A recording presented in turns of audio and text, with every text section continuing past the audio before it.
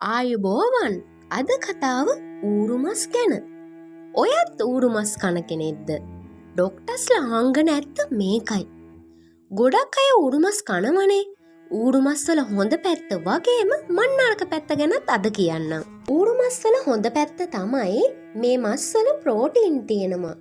ඒ වගේම නහරවලට, ලේවලට, මොළයට හොඳ විටමින් අඩංගු වෙනවා. ඔයත් ජිම් යනවා නම් ශක්තිය වඩවන්න මේක හොඳම කෑම. ඌරුමස් වල හොඳ පැත්ත වගේම නරක පැත්ත ගැන බලමු. ඌරුමස් වල තෙල් වැඩි. ඉතින් ඔයා ඌරුමස් කන්න බය වෙන්නත් ඕනි. දවස ගානේ කෑවොත් ලේ නහර ඇතුලේ තෙල් බැඳිලා කොලෙස්ටරෝල් වැඩි වෙනවා.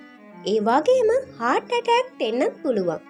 මස් එක හරියට උයන් නැතුව රතු පාටට තියෙද්දි කෑවොත් පණු රෝග හැදෙනවා.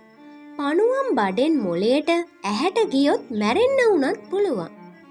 ඌරුමස් වල ලුණු කල් තියාගන්න කෙමිකල් දාන නිසා බඩවැලේ පිළිකා හැදෙන්න පුළුවන්.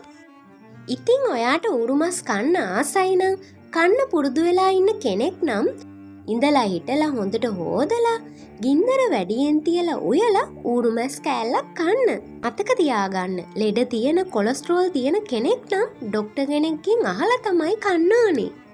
ඉතින් කියන් යන්නකෝ ඔයා ඌරුමස් කනවද නැද්ද කොහොමද උයන්නේ? කමෙන්ට් එකක් දාගෙන යන්න. ස්තුතියි.